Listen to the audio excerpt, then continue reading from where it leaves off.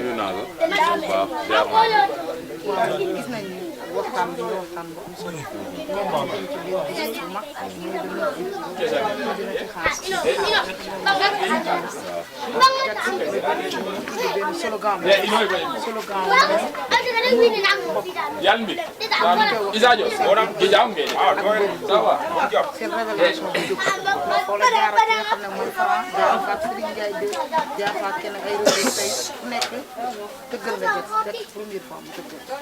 waaw di nuyu suma père Jax bu baax a baax di ko sant di ko gërëm parce que tëggal Ibou Ndiaye Gamb dafa métti mais rayante na ba tëgg incha allah di ko wax ne nag na xagam dal bu baax sama côté man parce que gis nga li fi am voilà combat ba moom incha allah rabi moom programme bi moom du doon programme bi Ibou Ndiaye moom dina mobiliser parce que man dama am Dakar ñaari côté la dama am Dakar am Diofior parce que ngeen ci gis nii gisoo dara monsieur le maire léegi Gambie TV mu ngi ko doon jël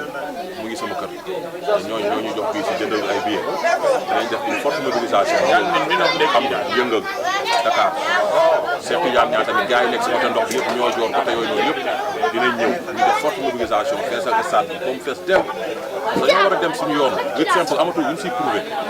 barke Seydina Mouhamed lutte avec frappe bi te xam nga rek grand yi nekk si kaw xam nga dañu war a xejal ñu ñëw tegu foofu te borom bitigu mbagg boo gis tey magasin moo ne si xol bi te xam nga ne Ibou Ndiaye maanaam man produit lutte simple lutte avec frappe la lutte simple bi moo ñu lancé moo tax àdduna xam ne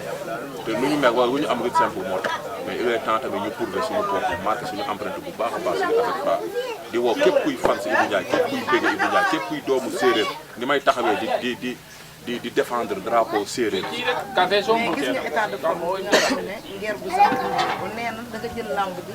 def ko légèrement parce que yow ñëpp moom lañ yow la jox favori nee na ba yow jëloo lamb ji ñu jox ko gëdd bi mu am jox ko lamb ji ba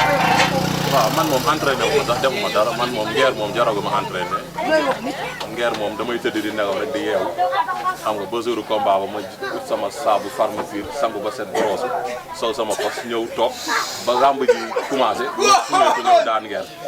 nga sumeeku. ma ñëw sumeeku daan Nger mais Nger jaragu ma may entraîné Nger bu sax waaw te am na lu ma ko waxoon nag suñu signature bi passé stade Nger sa nag bi nga war a rey si kii bi nu mu tudd si sa regroupement bi. si sa combat bi incha allahu rabi fexe nga contacté ma naa nga may nag. Ibou Ndiaye da nga fàtte na Nger moo jël tournoi du souvenir. xam naa loolu xam naa xam nga moom dafa def erreur. xam nga Begende mi ko dóor combat bii paas bu mu negaw si stade bi. maag Begende ñooy entraîné chaque jour bu dégg bëccëg. yaa ngi dégg te Begende moom bu ñu taxee gant man ak moom Begende mu ngi may dégg bu ñu taxee gant man ak moom Begende ñemewul tax ak man gant. Begende mi dóor Nger mu negaw sa combat yi nga bëree ñëwoo xeex de. man xam nga luy problème bi Nger dama ko koy wax Nger bëree woog mbëru koñ mbëru dëkk ngay bëree ñoom maa xamante ñii ñooy taal seen oto yi Nger di nga bu jour combat ba di nga xam ne def dëgg nga waaw tigu xemeen xoogu xemeen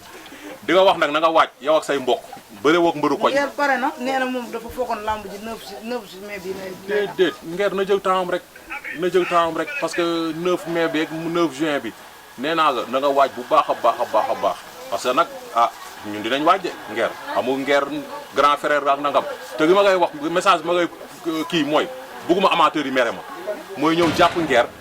comprendre nga dóor ko ba mu tëdd ñu naan non booy bi dafa soxor ak nangam Nger boo ñëwee bëre ndànk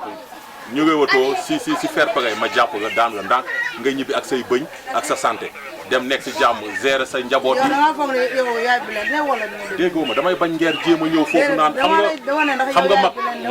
mag du xeex ak xale te damay bañ Nger ñëw fa naan day dëgg ak boppam naan day dóor te xam naa ne bu dof woo ba sama coup dal ko dina am problème kon bu mu xeex Ibou Ndiaye mënu xeex. ni mbëru simple yéen du ngeen. waaw nax ñu bëri moo tax mbëru simple ñu ngi ñuus mbëru frappe bi rek parce que tey yow boo toogee naan mbëru simple mun a yow xanaa ñun mais nit nu muy def ba mun xeex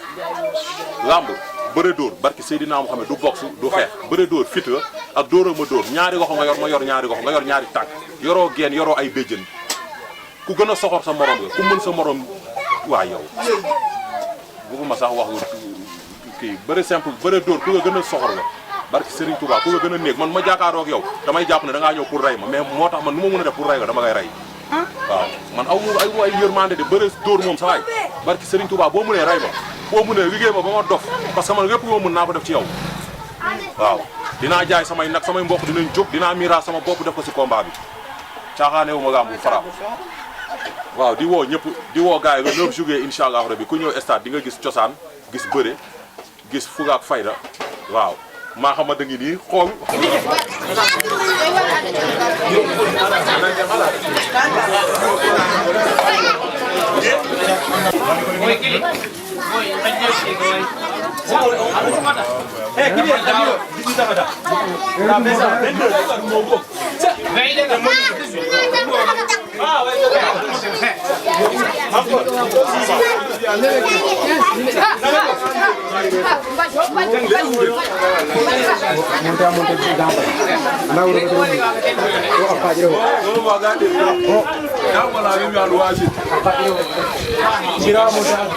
borom daarum rek